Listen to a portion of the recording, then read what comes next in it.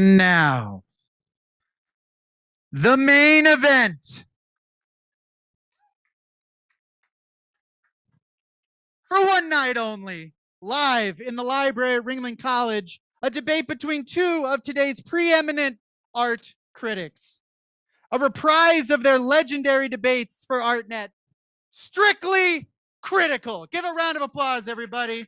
It's a heavyweight rematch, 10 mates in making. In the red corner, art critic for the New York Times, author of Warhol and the Maverick Museum, Albert Barnes and His American Dream, from Harper College, a graduate of McGill University. He holds a PhD from Oxford University. The incomparable Gopnik. In the blue corner, art critic for the Village Voice, curator at large for USF CAM, co-founder of the Brooklyn Rail, Lost My Place 2010's Arts Writers Grant recipient, author of Forums, A Short History of Political Art from Werner Books, and soon-to-be guest curator of the Bronx Museum, the inimitable Christian Viveros-Fauné. The two will argue opposing viewpoints on some of today's most polarizing art and artists. It'll be a clash of criticism, a duel of discourse, a polemical pandemonium, a rumble of the written word, an extravaganza of ekphrasis, an onslaught of ontology. That was my favorite. A chance to once and for all determine who's right and who isn't wrong. Let's get ready to critique!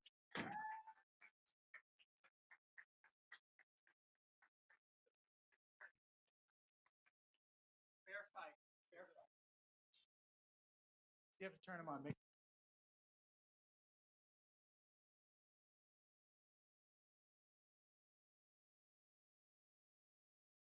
Okay, now we're good. Hello, hello, hello. Yeah. Okay. Blake, sir. You again? Pleasure. 10 years. 10 years ago, we did these videos, which you can still see on YouTube. And we get 5 cents for every, no, we don't get anything, unfortunately. Yeah, so tonight is our first live contest here. Yeah, Yes, exactly. There's gonna be blood on the floor. Yeah. If you find Blake's teeth on the floor, go ahead and Yeah. pick them up. We can get it to the dentist later. Yeah. Yes, Ed? It's the little guy and the big man. Yeah, here we go. Stan Laurel. and Costello Which is which criticism. here? Which is which? Yeah, I'm not sure. No, People no, say no. that about us, but I never figure out, you know. Okay, you ready? Yeah, let's. You ready? I let's- think let's- you're let's first. roll it. You're up first. I think I don't think you're going to survive beyond this, but you can start. You can start. Yeah, Go on yeah. with your bad self. Yeah. All right, do it.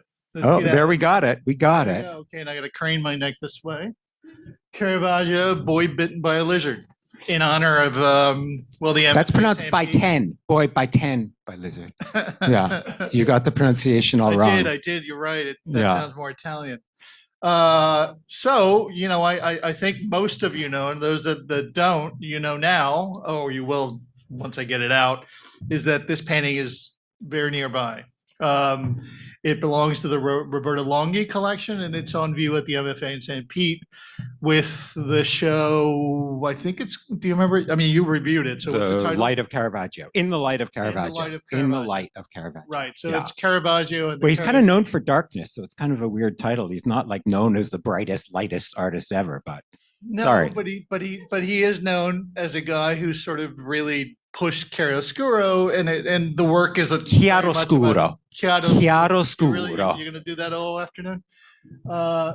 And this is an early painting by Caravaggio, of which there are two. Right, one is at the National Gallery in London, and well, among other things, it's really sort of like it's a youthful painting, but it's also a painting about the temptations of youth, the temptations of the flesh, if you will.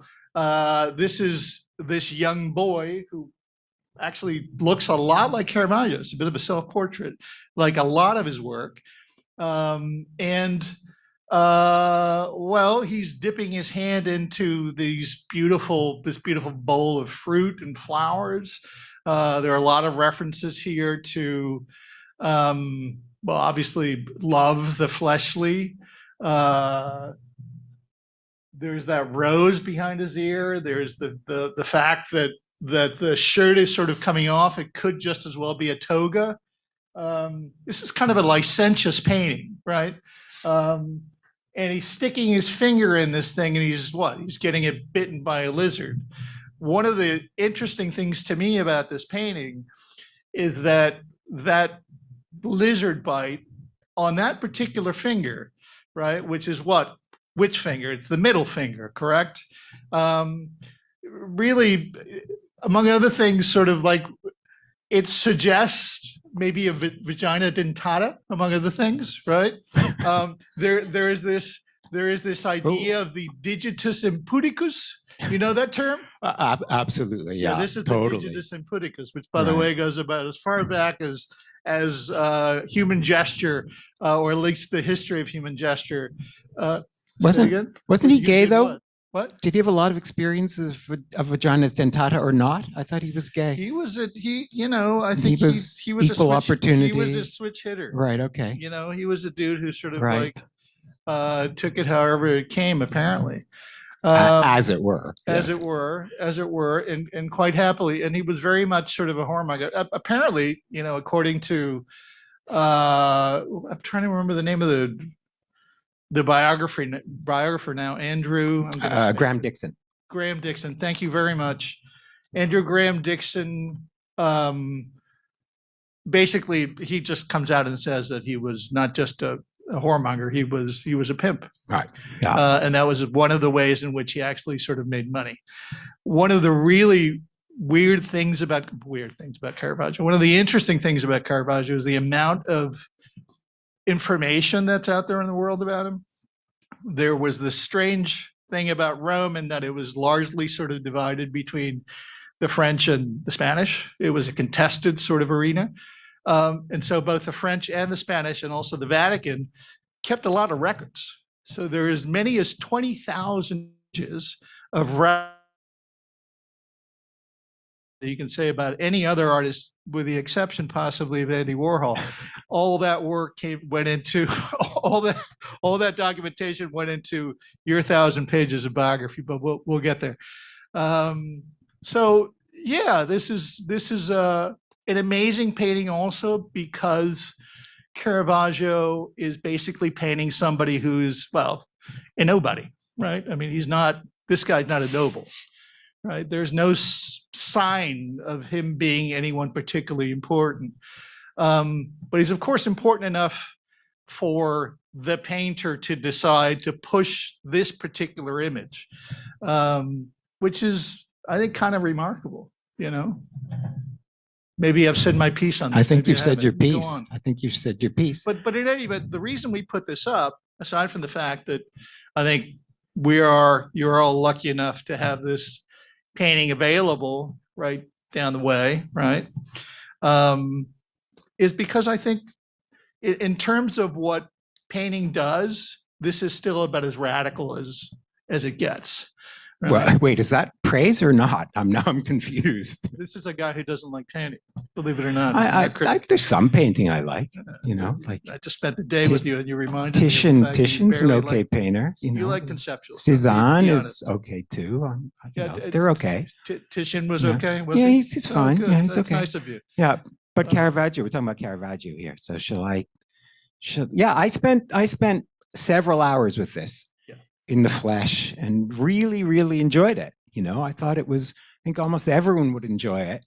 And that's exactly why I think there's a problem with Caravaggio, because there's this kind of immediacy to it. It reminds me, one of my tests of whether I think art is good is whether a 15-year-old boy would say, yeah, man, like this is so fucking cool. And I think he doesn't pass that test. Like, I think there are too many 15-year-old boys who think this is just completely great. I think it is totally enjoyable, kind of like Rafik Anadol at MoMA, I think it has that same quality of being immediately graspable, of aiming for a kind of pictorial transparency. And that's just what makes me nervous, is anytime there's that sense of just take me, look at me, and I'm right here for you. It reminds me of, any time that someone's trying to put something over on you, which makes me nervous. There's a bunch of other things that make me nervous about this too. There's a kind of cinematic quality to it, which people often praise it for. But then I think, okay, it's interesting. Caravaggio is totally forgotten for like 200 years. He is. And Roberto Longhi. And Roberto Longhi rediscovers him. And guess when he's rediscovered? At exactly the moment that cinema arrives on the scene. This is true. This is 1950s. Well, I mean, he's discovered under silent movie, and this is kind of interesting, but he's rediscovered at exactly the moment that color movies are taking over. 1951 is Roberto Longhi's great famous Caravaggio and the Caravaggisti show. So I'm just a little suspicious of our love for him on our own terms. There's this sense that he does the work of, Hollywood film, that he has that quality of taking you in, trying to convince you of something, trying to make you forget your doubts. It has that kind of quality, showmanship, spectacle, Rafik Anadol. How's that bad? And that's fine for sort of simple-minded people. There's no problem with that at all. People who like simple spectacle, it works. It works very well. It's amusing. It's definitely amusing. He's an amusing artist. But go on. well, compare him to that other painter guy, Titian, right? Compare him to Cézanne. For me, the mark of really good art is what I call reticent complexity. I want it to be complex, but not hit you over the head, even with its complexity. And I think that Caravaggio is kind of the opposite. It's demonstrative directness, which is way easier than reticent complexity. And one of the things that's a hint to Caravaggio being a problem is the Caravaggisti, right? There aren't Titianisti, there aren't Cézannisti, there aren't baby Cézannes and baby Titians, but there's a million Caravaggisti, because he's got a shtick, he's got a technique, and this is one reason why I think that David Hockney, my least favorite thinker in the world, saw him as being technological, because I think he's a kind of technological artist. Even if Hockney was wrong about them being made with lenses, which he was wrong about almost everything, just completely wrong. But I think that he was right about one thing, which is that there's a technological ethos behind this. Here's how you do this trick. Here's how you play this trick. I'm going to dust off Dan Aykroyd from SNL. Blake, you ignorant slut. How dare you call me ignorant? I can't underscore how wrong you are, particularly about this painting, but about Caravaggio in general. Also, there are a gazillion sort of Cézanne imitators. I was hoping you wouldn't notice that. I was hoping you wouldn't notice that. Titian, on the other hand, there are not. Titian, yeah, sometimes. And Titian also had a gazillion. No, that you're just wrong. I'm terribly sorry, my good man. You're simply incorrect in that. This is a piddling point.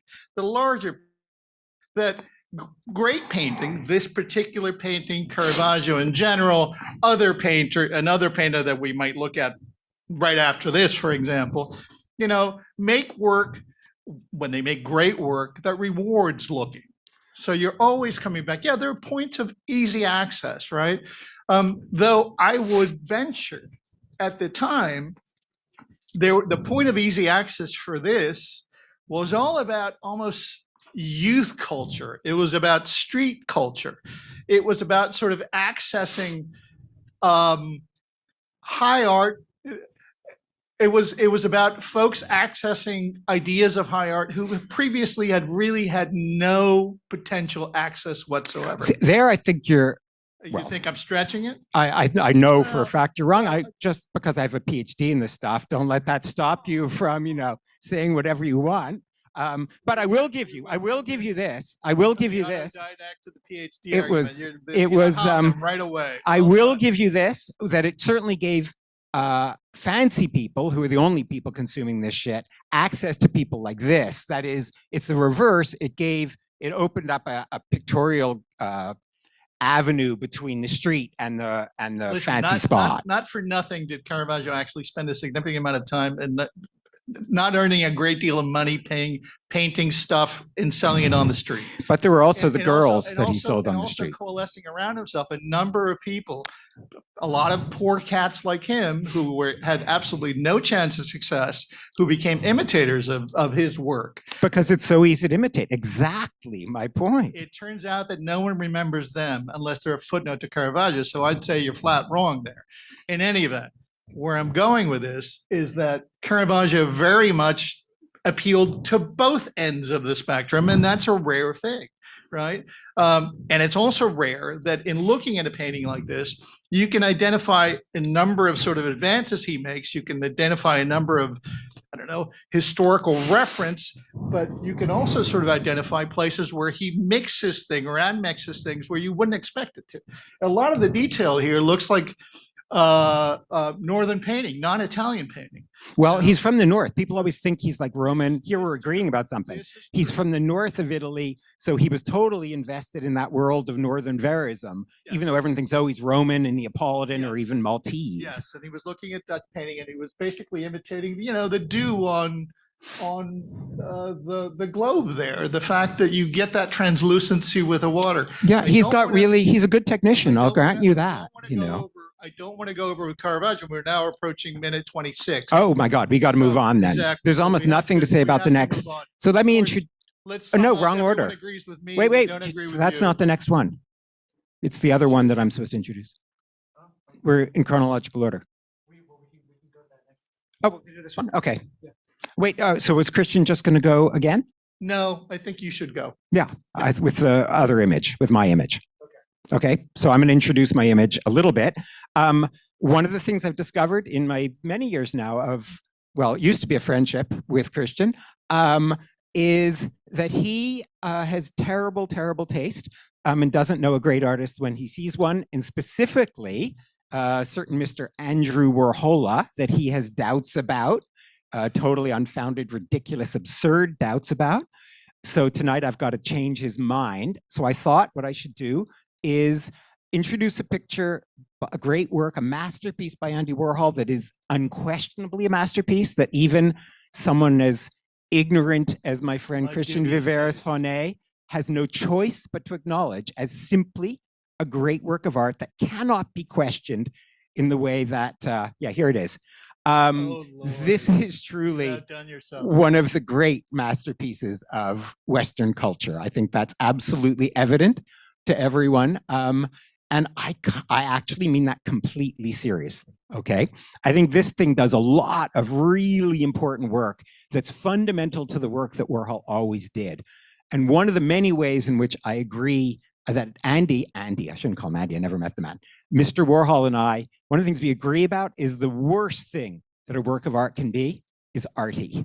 He just hated any art that seemed arty. And I think a major goal of his, major success of his, was to keep hunting for the unarty art.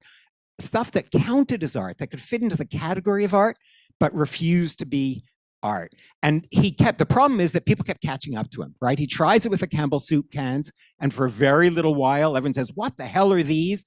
Just a bunch of Campbell soup cans, I can buy those in the supermarket. And then, God damn it, within 6 months, everyone's buying the Campbell soup paintings, and everyone says, oh, isn't this great? Misunderstanding what he's up to, thinking it's a celebration of everyday consumer culture. And he keeps doing this, right? He presents stupid flower paintings as non-art that counts as art, and people buy them. And he does it with Brillo boxes, right? He makes the stupidest thing in the world, and people still accept it as art. And he's constantly trying, in a heartfelt way, these aren't empty gestures. He's trying to find ways of not making arty art. And at a certain point, he comes up with things like this, which just by virtue of his persona, somehow count as being possible art within the world of art. He's using that persona to introduce himself as an artist into this stupid world of golden oak furniture. I used to argue, I actually included this work in a show that I curated about business art. And I do think that Warhol's concept of making sellable art as a gesture that talks about American consumerism and American business is really important and really interesting. And there are a lot of really serious conceptualists doing it too. But actually, that's no longer my main take on this. I really think that it's a kind of synecdoche for everything that he was trying to do in art. Marcel Duchamp in 1913 scribbled down on a piece of paper, is it possible for an artist to make art that isn't art? I don't have the wording exactly right there. And I think that's what Warhol's testing again and again and again. And that's one of the things he's testing here. And I think the other thing that people are likely to say about this is that it's all about Warhol, the work of art, the man who turns himself into a work of art. And I've made that argument. I make that argument a bunch of times in my book.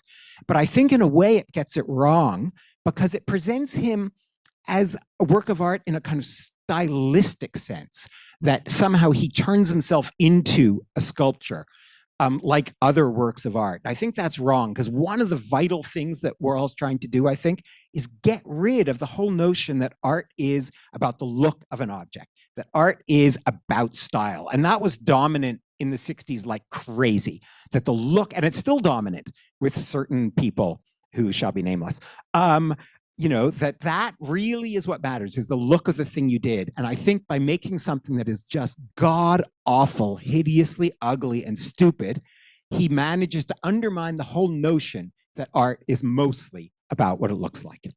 Let's just stick with hideously ugly, god-awful, and stupid. I know no higher words of praise. Thank God it's not beautiful. Thank God. You're having me on. I am not having you on. I'm totally serious. I think even you are sort of like pushing your Warhol sort of mania way far this time. Are you denying this is a masterpiece, sir? Are you denying that this is a timeless expression of universal human values? This is yes, I am. I think oh my God, close to our masterpiece is a dog dropping outside on the pavement. That sounds good. No, listen, I have great doubts about Warhol, particularly sort of after 68. He bored the fuck out of me. Everything to do with sort of celebrity, everything to do with that dictum of his, the best kind of art is business art.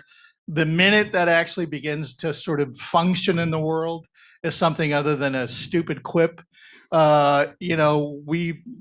the work changes. I think this is a thing about artwork in general, is that it is also contextually bound completely. And so when he's doing say for example, Blue Jackie in a pillbox hat, its context is determined by the fact that national, epic, sort of global tragedy had just happened. Kennedy had just been shot. He'd just been buried.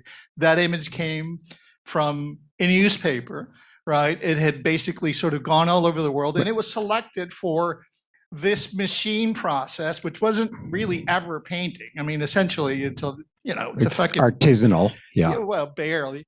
In any event. Have you read my book? This is all from my book. Everything you're saying is just stolen from my book. Sue me.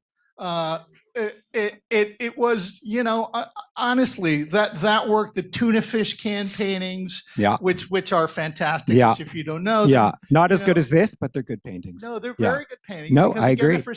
And it's a bit like the race riot paintings, right? Fabulous. But for the most part, they also sort of involve images of people who are, again, not celebrities. There's that distinction that Richter made between the kind of sort of capitalist realism he was making and the stuff that Warhol was making. Richter said, I paint regular people, by which he meant this fucking moron basically insists on painting celebrities. That's the basic, that's the foundational sort of thing about Warhol, particularly Warhol post-70s into, this.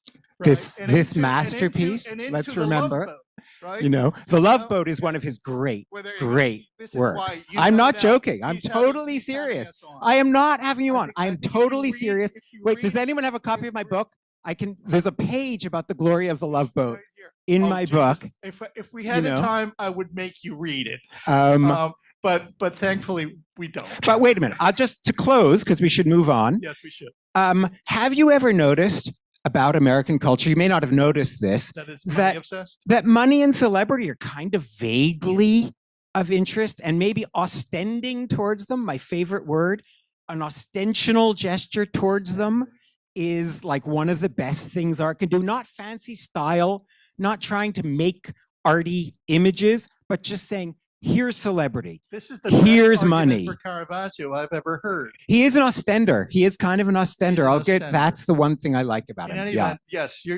So I won, right, everyone? Well, please, please. Wait. I want to say one more thing in one line, that this business art business sort of, which I just did a whole show on, business art.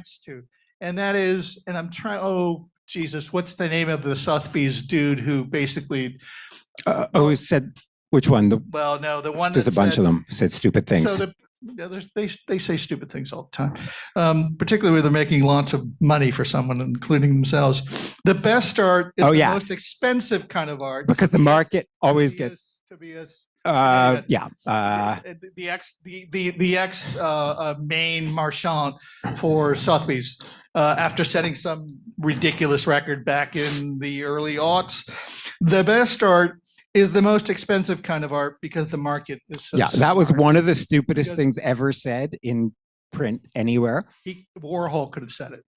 I actually let's move on to the next image, please. Can we move on to the next image? I think I'm done. This, right. This, okay. Right. Yes, I love this so much. I got to tell you something. She read your biography. She really liked it. So you go on. I know, it's horrible. It's a problem for me. Listen, so this is called Night Classes at the Department of Painting, Drawing, and Sculpture, 2018-2020. At some point, Lisa, so I think most of you know her work. She's been essentially sort of pushing, she's been pushing figurative painting, and actually along with maybe a couple of other folks, and I'll include John Curran, help sort of revive figurative painting, or at least American figurative painting. Or possibly killed it, but that's another story. Let's go with revive, shall we? It's sort of in the late 80s, early 90s. And, as a matter of fact, before I get to that, and fleshed it out, not just sort of in terms of her own work, but also sort of in general terms. I think, one of the reasons why, I'll say this also, for good and ill, because he has a lot of imitators like Caravaggio and certainly Warhol, that, she's expanded the field for painting again. I mean, before this, there was nothing but abstraction and a lot of decorative stuff, right? And then suddenly the figure sort of came into play. And it came into play in very complex ways, particularly as she got to be a better painter, right? This, to me, this particular piece, which, by the way, is hanging currently at the Art Institute of Chicago, right? They bought it. They own it now. They bought it. It's not a show. They bought it. It's up, I think, for probably another year or so. I think, really sort of a masterpiece. And again, I'm going back to Longhi because I'm actually reading weirdly enough, I'm reading Longhi in Spanish because there's a basic book of lectures that he did about Italian painting that has been translated into English, bizarrely enough, but it has been translated into Spanish. And she would be, in terms of sort of the curve of Italian painting, its history. Speaking of curves, yes. Yes, actually curves, yes, curves. Ha ha. She would be the synthetic arena where line, right, and color sort of meet at its most perfect sort of moment. And I think she does that for American painting and sort of for— You're reminding me of my days in Oxford here. For painting writ large. This particular piece, if I remember correctly, is one of the first, I call them sort of like studio paintings, right? Most painters, most great painters, most painters who want to be great, at some point do a sum up, right? They do a sum up of their previous work and they do a studio painting or two. Lisa has essentially sort of embarked on a series of these things. And this is one of the first ones, right? And, you see a number of, you don't just see sort of the use of color and sfumato, again, another sort of Italian term, right? I don't see any sfumato in here. Yeah, you do. Sfumato? Yes, you do. And the color and the and the line around the color, the gradation around some of the quote unquote objects. But the other thing you get are items from the career that become actual sort of players within the painting, right? There is a Bad Babies painting there, which is really sort of one of her breakout works. She did this series of really small, modest-sized paintings that, you know, were very sort of, I mean, they were sort of loud in terms of their hues. And then you also sort of see this little, I don't know, maquette doll, which, you know, I don't remember exactly when she did it. I think it was sort of in the early 2000s, where she picked up on Tintoretto's sort of idea of using or making figures out of wax or clay, which he did do, and sort a of lot, like, yeah. and then, you know, lighting them in different ways and capturing, well, a figure, you know, something to paint that she invented.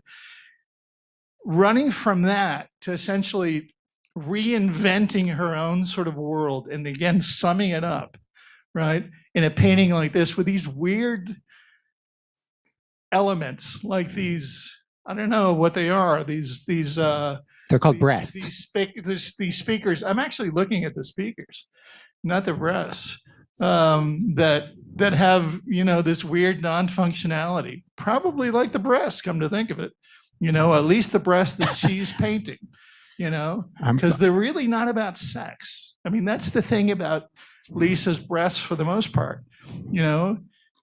I mean, you can see, you know, you can see gorillas or you can see something else in them, but they're basically for you to. I see breasts, definitely see breasts. Because you're literal minded. But there are many other things. You know, there are connections to, again, the history of painting, among other things, which, for good and ill, have concentrated very much on the female form. And I've always been sort of partial to the idea that a female painter with radically great gifts should basically take that tradition and own it. Good. Drop mic. Okay. Well, I don't think it's true that there needed to be a revival of painting. I think there was tons of good painting right through the 20th century of this genre, and it existed among illustrators.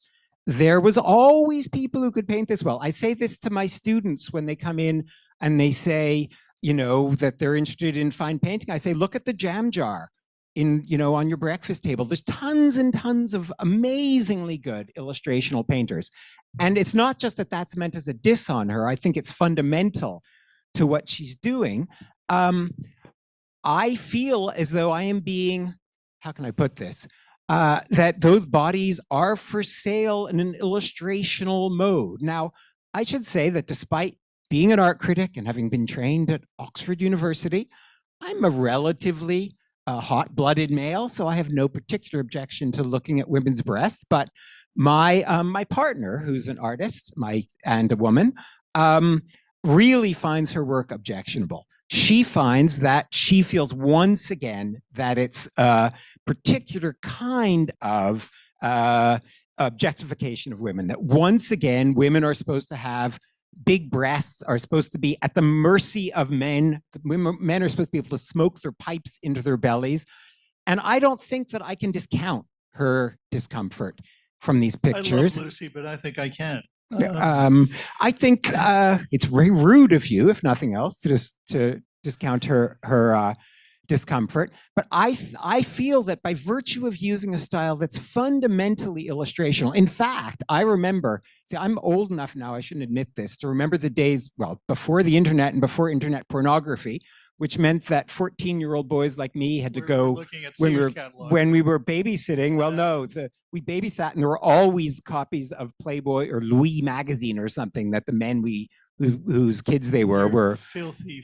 Filthy. And this, not only were there photographs of women like this. I mean, I would have been very happy looking at this picture when I was 14. It would have done, I was talking about Caravaggio being a problem because it's 15-year-olds boys. I think 14-year-old boys would have been just incredibly happy to look at this. And I think that that's in the paintings, and there's no way of denying it. Yes, and I'm not trying to deny it, and then she hasn't either. I mean, her line is she's been painting stroke material for the patriarchy for years. Right. But well, there you go. For the matriarchy, I think it's actually for anyone who can acknowledge the existence of those images, right?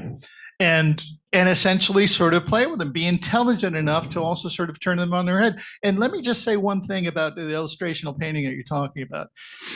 There was a guy who sort of like taught her and Karin and a number of other people in that class at Yale, William Bailey. And that was essentially sort of illustrational painting. It's dull as fucking dishwater, you know? And it did nothing to push or advance painting, figurative or otherwise. Which is the worst thing you can ever do. Advanced painting. What lower criterion could you have for art than just to advance painting? Let's advance macrame, let's advance quilt making, all of which I actually like better than painting. The objection that it's handmade? That it's no, just that it's a trivial task, advancing painting. This is the longest tradition we have. Exactly, that's why it's dead. Back to the cave. Exactly, it's so old, it can't even move. It's rotting in its grave. Sometimes good. We're old. Yeah, and I'm rotting. I'm halfway to Uh, rotting in my grave. Should we move on? We should move on. Yeah. Oh, okay. Here we go. This is my baby. This is my baby. Yeah. Okay. I was kind of hoping that you'd. Opposition to Lisa Yuskavage or what? I don't know if it's in opposition to her. It's better. I was hoping you'd rip it apart first, so then I could counter each and every one of your arguments. But I'll try advancing my arguments first. The thing that I really like, I saw this Amy Sherald show, and I was doubtful about it before I got to it for some of the reasons that I think Christian may have objections to the work, because it seemed kind of, just more conservative, simple-minded portraiture in a very traditional mode, not particularly great, didn't advance painting, as my dear friend Christian thinks art should. It seemed kind of simple-minded, but then when I saw this particular, and there's work in the show that I think the portrait of Breonna Taylor? Of our dear president's wife, Obama's wife. Oh, yeah. Could someone remind me? Yes, Michelle. Thank you very much. I thought it was kind of terrible, but what I like about these is their absolute straightforwardness, their ostension towards a kind of very straightforward presence for these figures, an unmarked presence for these figures. And that for me is extremely important, because if you know the writings of W.E.B. Du Bois or James Baldwin, one of the things, and a Black friend of mine pointed this out to me years ago, one of the things about being Black in America is that you are always Black at every moment, that you are a marked figure. And one of the problems, I think, with some art about Blackness, often by Black people, is that it insists on the figures being marked, that it insists on saying something in a very kind of traditional way, having a portrait that carries certain characteristics. And what interests me about these is that they don't. At their best, they allow these Black sitters simply to be present, simply not to be marked, simply not to be remarkable. And that seems really interesting. And I suddenly decided that the bad painting of them, or the not bad painting, but the workaday painting is really important, because it allows for transparency. The fact that they're painted at all allows them to be incorporated into the history of art. I mean, this is something that Kerry James Marshall talks about. It gives them space that I think photographs wouldn't have exactly. It sets them in that tradition. And yet at the same time, it denies that tradition is anything other than a transparent vehicle ostending towards these figures. It just says, here they are, and they're allowed to just be present. And that's something that Black people in America aren't normally allowed. So I think these pictures do a lot of very special work in just that way. I mean, I have to say, I'm not against them, and I do see the importance of some of this work, but I think I do because of its content. you know, which I'd rather not in that sort of uncomplicated way. I'm very much a content guy, as you know, any of you who've read my stuff know. I'm about political art. I love political art, and I'm a great advocate for it. And I think But this is deeply political, but deeply political. It is. Unfortunately, These particular works. Often, some of it is. I mean, And these some of it is just really verify. bad decorative work with black subjects, you know, and I think, frankly, the comparison to someone like Harry James Marshall falls way short, man, like way short. Like Harry James Marshall's actually sort of. I think he's a genius, one of our greatest geniuses. Well, yes, he is. He is. He's one of the greatest painters alive, period. And that's part of the problem. Anywhere. Not just in the US, anywhere. But he's a painter. No, that's not part of he's the a painter. There is no problem. It's just that the bar that he set, you know, she falls way short. In very traditional terms. I think this is more radical in its refusal of those traditional measures of what's a good painting or not. If you're Julian Opie and you're making this kind of work, that works because it doesn't have content. This stuff does. It demands something else formally. It demands, again, pushing the envelope on painting. I know, which would be such a distraction. Sort of boy, would that be a distraction. You know, no, it's not a distraction. And I would argue you can even do this with flat applications of color, you know, and you know these kinds of delineated figures, you know. But there's got to be something more. I mean, I think, again, I just think they're literally and figuratively and content-wise ultimately very, very flat. And I'll say that I think she was rushed into being the kind of figure that she is now. You know, as people who become these were early. These are early. Actually, there are even earlier ones from, I think, the 90s or the early 2000s. That was the first room that you walked into in this show at the Whitney. And Jesus, were they bad. Yeah, I agree. Awful. I agree. They were absolutely awful. Yeah, these are much better. And what I saw, because they were arty. Boy, were they arty. They were super arty. They looked like art, which is the worst insult you can actually sort of apply. Wait, that's my line. Wait, you just stole my line. That's my line. You can't just do that halfway through this. Wait a minute. How is that your line? Well, I said it first. You did so, not. And it had I've copyright on it. You and Jerry Saltz. Jerry. Okay, no. Do not. Okay, that's it. We are done here. You compare me to Jerry Saltz, and this thing is over. We're gonna go hand to hand. This is like no more words here. No, listen to me.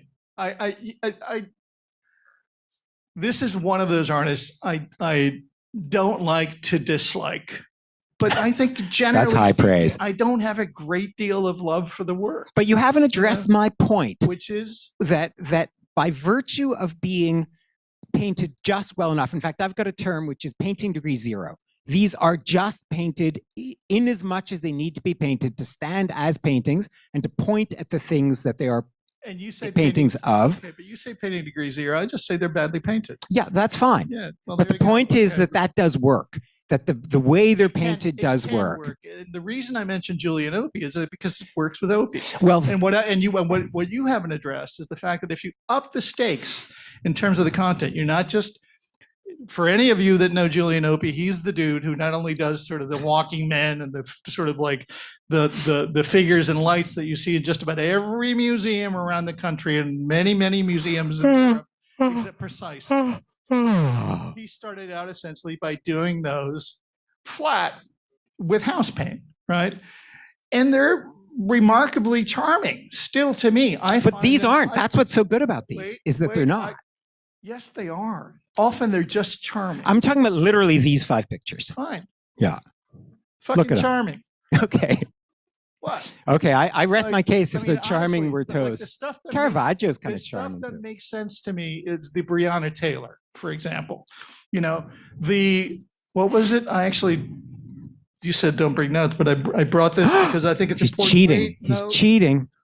Transforming Liberty. This is the other reason we've been hearing a lot about Amy Sherald, is because that painting, and see, it's important for us to be able to sort of like utter real facts, right? As opposed to something I'm like. I try not to do that. So that painting was going to be pulled from the show that went to the Whitney and a number of other institutions when it was going to essentially sort of show up at the Smithsonian, at the National Portrait Gallery.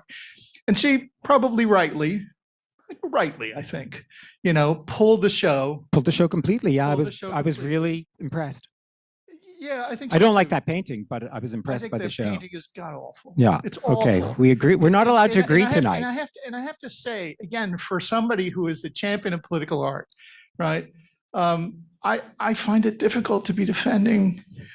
I mean, and one has to really bad art as an emblem of artistic freedom.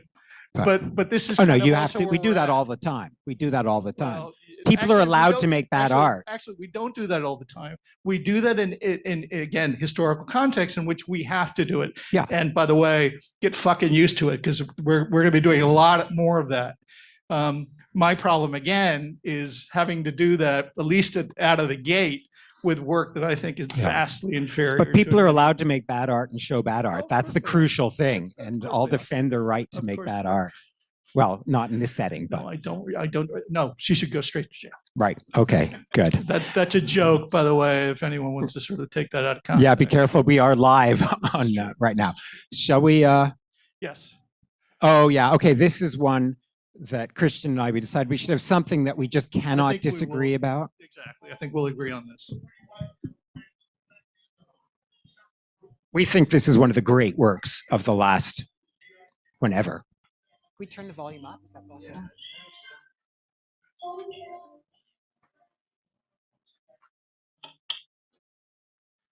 How many folks here have not seen that piece before? Raise your hands. I'm so glad we actually left the entire thing on. I'm so glad. Listen to me. That was made in 2016. I saw it with my family, my 15-year-old kid in LA at LA MoCA. At MoCA Geffen actually in 2017, a year after it came out. And man, I haven't seen it much since then. In fact, I decided not to watch it again before today. What a fucking piece of work. And at the risk of picking yet another fight with you, I would say it's very painting-like. And bear with me. It's so simple. Listen to me. It's so simple. It's so simple. It's made with such simple elements. Yeah. Essentially what Jafa has done is take modes of representation, take images, take moving images, and represent them, reclaim them. And many of them are contradictory, and put them together in this just gorgeous, felt, affecting concatenation of moving stuff. And Jesus, if it isn't a punch in the gut. I love it. It is, although I will point out that appropriating images of incredible power from mass culture is kind of a Warhol thing to do. I'm not saying he's derivative of Warhol, but there's a tiny bit of that in Warhol, right? At his best. Looking at this, I think you're totally right. What really matters to me a lot about it is that what you were talking about, the appropriational quality, that he's taking things, and I've made an argument that in fact, appropriation, and I've made an argument, actually, kind of theoretical argument, that all of Western so-called fine art is based in appropriation, that's the fundamental act from the birth around 1500 of what we think of as fine art. And this, in a sense, is a great, great capstone to that tradition. But there's something else that, and this is going to be, this is, I think, an unusual take that people may not share with me at all. But, I'm a second generation evangelical atheist. And for me, this is a really good celebration of atheism.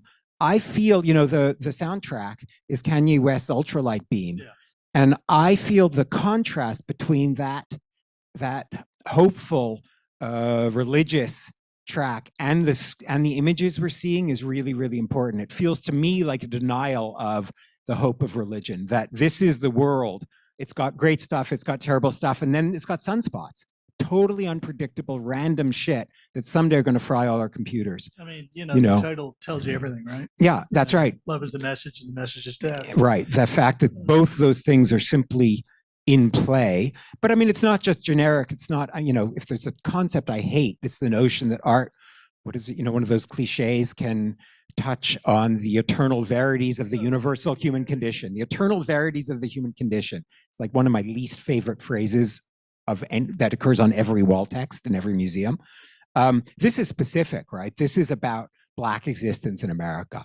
Right. It has that specificity, which is what I love about it. It's a very, and the other thing that the universal and the specific. I mean, because the thing is by extension, I don't believe in the universal, but we can do that's for our next talk, next fight. You didn't see that eye roll. But I did want to say that the other thing that this seems to do, sorry, I didn't mean to interrupt you. No, that's all right. Go on. Is it gets me back to that notion of ostension, that it points at the world. And this is important. I was talking to an artist friend just a few days ago about this theory of ostension. And she said, basically told me that I was full of shit because there's no simple ostension. There's always a medium. And this seems to be exactly that. It's ostending by virtue of using things that are already in the media. So it captures the sense in which we earn the world, we learn the world through media. So it both ostends towards the world and it ostends towards the way in which the world comes at us already mediatized. And I think that's really... And at the risk of us ending in a full agreement, I would also say that it makes the medium transparent. This stuff is familiar enough. I mean, again, I do think this is very much like painting. I mean, painting is what? Colored dirt and a fucking piece of cloth. That's it. But this stuff essentially makes images that are out in the world that we're beyond used to seeing, either on, that stupid racist series Cops, or otherwise on the rectangle of hell. And it's put together in a way where we almost don't see the medium. It's transparent. And it points to that. I think it points to the problem of that transparency. That's what interests me, is that it puts it on display. But I will say one thing in order to get the last word. And I hate this term, again, another art world term, not as bad as the verities of the human condition, but problematize. Yeah. And, it's actually kind of useful, that term, right? It makes complex. As a good writer, you should never use that fucking term. I never have once in writing. Yeah, never, not once. I saw you do it a couple times. Well, let's leave that be. In any event, but making things complex, making again, viewing again, rewarding. I mean, the thing about this piece is, I think you can watch. Yeah, it's amazing. I've seen it in different settings. We should know when to quit. Yeah, one more thing I want to say though, which is that Caravaggio was painting at a moment where the world came at you in painting. Painting was the way in which the world was represented. Today, painting doesn't have that role at all. If all the paintings in the world disappeared today, it wouldn't affect most people's lives. Whereas video, photography, those are the mediums that bring us the world today. And that's why painting is dead and video lives. Thank you very much, everyone. Oh, really? That's going to be the end? Yeah. It is.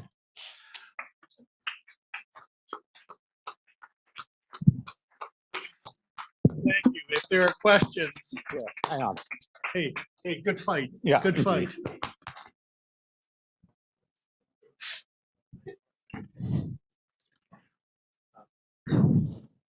Well. Uh-oh. Uh-oh. Oh, there we go. Hello. There we go. Wow. Well, thank you both.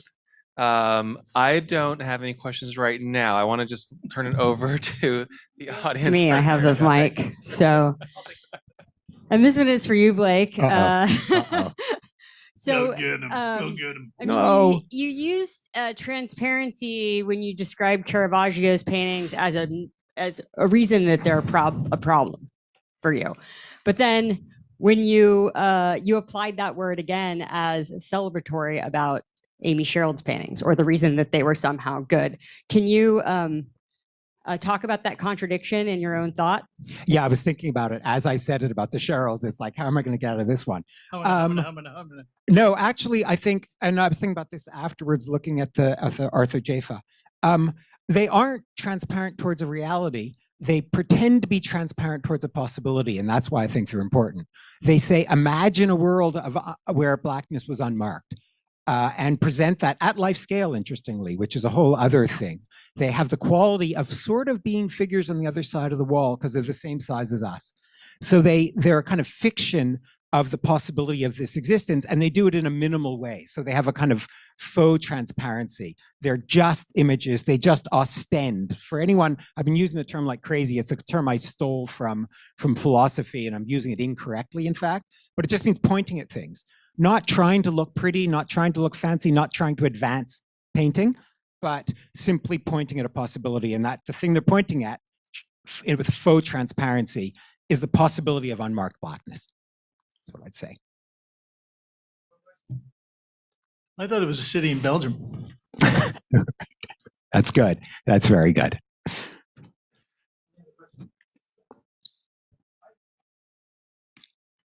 I'm always somewhat confused when we talk about Amy Sherald's work, and we don't tend to talk about Barclay Hendricks' work. There you go. Actually, you're absolutely Barclay right. Hendricks is a great actually, artist. And I made a mental note to actually mention Barclay Hendricks.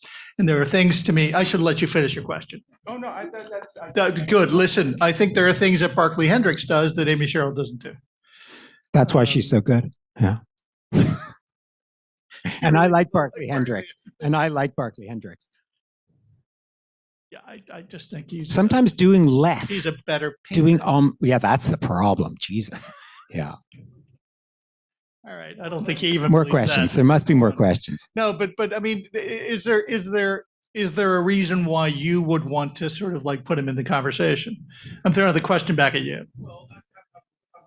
not only did he, he just passed away, but, recently at a pretty young age, 61 years old. But in terms of the times when he was making these paintings and how much he was a photographer and somewhat split between painting and what was Alex Katz doing at that time too, and how, his work has somewhat kind of gone on. Well, he's kind of pretty famous. We know about it, but it seems like we don't know about him more than Amy Sherald. Well, that's partly the celebration of youth. Yeah, also right now, being a younger artist is always easier than being an older artist, right? That's. Listen, Hendricks got plenty of love and attention, and probably about a decade ago, he seemed to be everywhere. And the sales, he certainly, if that matters even a tiny bit, which it doesn't, he sold for plenty of money. He did. Too. And he still does. Whatever's available. Obviously one's a man and one's a woman, and Hendrix's work, some of it, I don't know if you could call it misogynist, but there is a bit of that with Hendrix, right? So I want to allow space for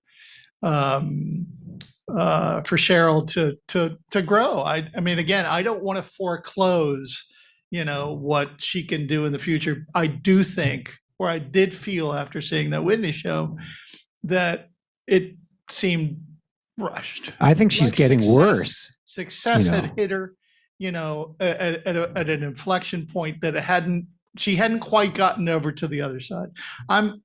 She seems to be a very smart individual. And again, I think the idea to pull the entire show from the Smithsonian was obviously the only right move. But that's not necessarily what other artists in their situation would have done. So I think full credit to her. I'm hoping that they can be problematized further, which would make them more interesting to me and actually catch up with the content. Didn't I which just is very daring? No, didn't I you just problematize them? I thought I problematized them. Wasn't there some problematized them, which is or proto problematized them? You minimalize them, which is kind of the stuff you like. Oh well, I grew up with minimal art, so what can I do? Yeah, well, like minimal brains, minimal most art. Canadians, you just not. We not like enough salt, not enough pepper. Yeah, no, we like things a little direct, spice. a little direct and bland. Yeah. Where's Catherine Pill? Oh, there she is. There must be more questions. Come on, I tried to say things. There must be another question. Come on. Or tax? We're shy, but this is our Tax? this is good. Yeah. Well, thank you. Can't thank you guys enough. Yeah, for this coming was in. fun. Thank you very much. This is the charm for Yeah. us to do, really, honestly. Yeah. And Christian, thank you. Love you. Thank you, Christian. You're Thank you, wrong, Blake. but I Thank you, love you. Christian. Thanks for coming out, everybody. Have a good night.